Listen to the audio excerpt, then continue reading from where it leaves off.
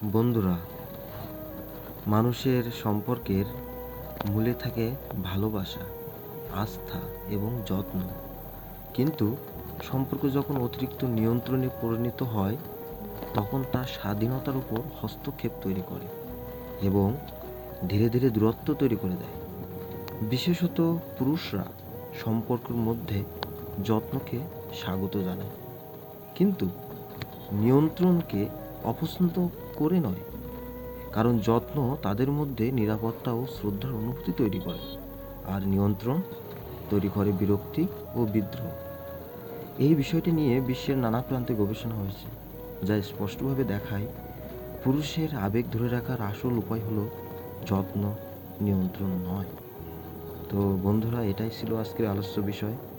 তো আমি আবারও ফিরে আসবো আপনাদের মাঝে আরও কিছু মূল্যবান কথা নিয়ে। আশা করি সবাইকে বোঝাতে পেরেছি আমাদের পুরুষদের মূল বিষয়বস্তু।